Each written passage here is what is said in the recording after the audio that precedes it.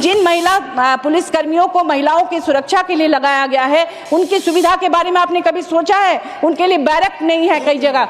वो पुलिसकर्मी पुरुष पुलिसकर्मी के साथ कई बार रात गुजारने के लिए बाध्य होती हैं। कई बार वो ड्रेस चेंज करने के लिए उनके पास कोई थाने में कोई ऐसा रूम नहीं होता है कि वो ड्रेस चेंज उनके अलग बाथरूम नहीं होते हैं। तो इस पर क्यों नहीं ध्यान देती आपकी सरकार? सन 2000 में झारखंड में भाजपा की सरकार आई और 17-18 सालों तक भाजपा ने वहां शासन किया। उस दौरान महिला तस्करी अपनी चरम सीमा पर थी। पन्नालाल नामक एक तस्कर थे जिन्होंने अकेले लगभग 15,000 लड़कियों की तस्करी की थी और प्लेसमेंट एजेंसीज की भरमार पूरे झारखंड में हो गई थी और दूसरे राज्यों में ले जाकर तरह तरह से उनका शोषण होता था।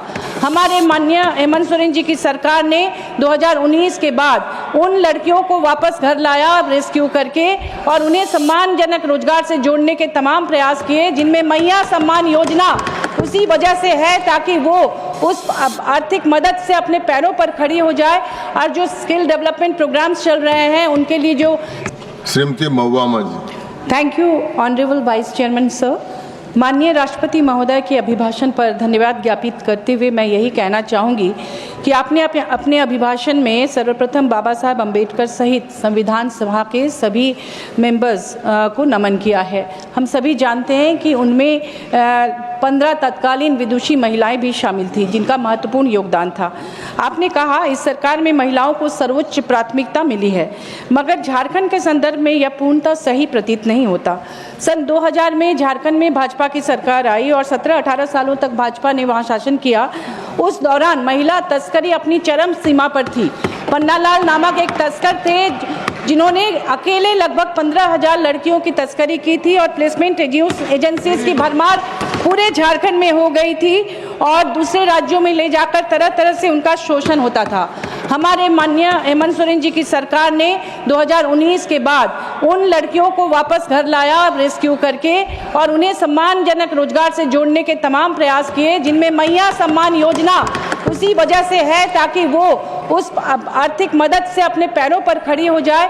और जो स्किल डेवलपमेंट प्रोग्राम्स चल रहे हैं उनके लिए जो सावित्रीबाई फुले किशोरी समृद्धि योजना है, उनकी पढ़ाई को कंटिन्यू करने के लिए फूलो झानो आशीर्वाद योजना है, उनके लिए पोटो हो खेल योजना है, विभिन्न क्षेत्रों में वो आगे बढ़े, इसके लिए जो तमाम योजनाएं उन्होंने लॉन्च की हैं। और सरकार आपके द्वार उन्होंने लॉन्च किया कि पहले सरकारी दफ्तरों का चक्कर लगा कर लोगों के चप्पल घिस जाते थे, अब सरकार उठकर उनके द्वार पर जा रही है।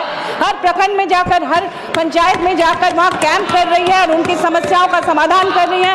लाखों एप्लीकेशंस आ रहे हैं, उन पर उसका निष्पादन तत्काल हमारी सरकार कर रही है। कुटीर उद्योग लग रहे हैं, ट्रैफिकिंग की समस्या अब लगभग खत्म हो चुकी है। आपने कहा इस सरकार में महिलाओं को सर्वोच्च प्राथमिकता मिली है, मगर सच तो यह है कि महिला हिंसा में अस्वाभाविक रूप से वृद्धि हुई है। हिंसा पीड़ित महिलाओं के लिए जो वन स्टॉप क्राइसिस सेंटर पूरे देश में बनाए गए हैं, आप जानते हैं कि उनकी कितनी भयावह स्थिति है। अभी हाल में मैंने एक वर्कशॉप अटेंड किया था, वहाँ काम करने वाली महिलाओं के साथ उन्होंने बताया कि इंफ्रास्ट्रक्चर की भारी कमी है, वहाँ स्टाफ नहीं है, मानदेय के पैसे बहुत लेट से मिलते हैं, कोई सुविधा नहीं है, वाहन की सुविधा नहीं है, तो वो कैसे न्याय करेंगे महिलाओं के साथ? तो ये जो निर्भया फंड में 1000 करोड़ की राशि हर साल इकट्ठा होता है, उसका प्रॉपर डिस्ट्रीब्यूशन क्यों नहीं होता ऐसे सेंटर्स के लिए? आप सीसीटीवी कैमरा हर जगह क्यों नहीं लगाते हैं जहां महिलाएं असुरक्षित हैं? बस स्टॉप में, रेलवे स्टेशन में, जहां वर्किंग हॉस्टल्स हैं और वर्किंग गर्ल्स के जहां स्कूल कॉलेज है, वहां अगर आप पूरे देश में जाल बिछा दें, नेटवर्क उसका पूरा हो जाए उन इलाकों में उस पैसे से सीसीटीवी कैमरा का, तो मुझे लगता है निश्चित रूप से महिला हिंसा में कमी आएगी। तीसरी बात, जिन महिला पुलिसकर्मियों को महिलाओं की सुरक्षा के लिए लगाया गया है, उनकी सुविधा के बारे में आपने कभी सोचा है? उनके लिए बैरक नहीं है कई जगह। वो पुलिसकर्मी पुरुष पुलिसकर्मी के साथ कई बार रात गुजारने के लिए बाध्य होती हैं। कई बार वो ड्रेस चेंज करने के लिए उनके पास कोई थाने में कोई ऐसा रूम नहीं होता है कि वो ड्रेस उनके अलग बाथरूम नहीं होते हैं। तो इस पर क्यों नहीं ध्यान देती आपकी सरकार? एक तरफ आप महिलाओं को सर्वोच्च प्राथमिकता देने की बात करते हैं, दूसरी ओर आपकी सरकार ने वर्ष 2016-17 में एकेडमिक सेशन में झारखंड में 4096 सरकारी स्कूल को बंद करके मर्ज कर दिया। और जो ग्रामीण और दुर्गम इलाके की लड़कियां हैं वो दूसरे गांव में नहीं जा पाती थी, नक्सल प्रभावित इलाके थे, तो उन्होंने ड्रॉप आउट बहुत सा ज़्यादा हो गया, उनका स्कूल से वो उनका नाम कट गया उस सुरक्षा कारणों से।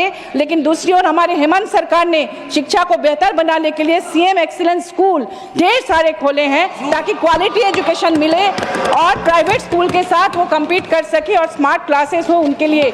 मानव तस्करी बंद करने के लिए हमारी सरकार ने इतने सारे कदम उठाए। साथ ही उन्होंने हेमंत सोरेन जी ने मरंग गोम के Jaipal Singh Munda overseas scholarship scheme आरंभ किया।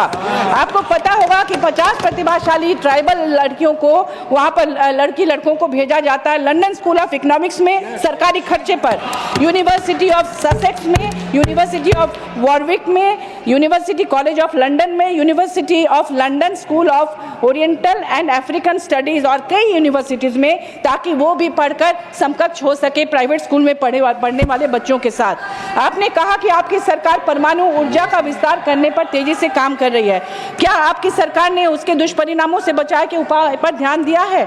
झारखंड में जादूगोड़ा माइंस में जहां पर डंप करके पत्थरों को रखा जाता है, यूरेनियम वाले पत्थर को, आप जानते होंगे कि अगर आप परमाणु ऊर्जा बढ़ाते हैं तो आपको यूरेनियम की जरूरत है। उसमें जब बारिश का पानी आता है वो बहकर वहाँ लोकल गारो नदी में जाती है और वहाँ से स्वर्णरेखा नदी होते हुए बे ऑफ बंगाल तक जाती है और कितने लोगों को वो बीमार करती है।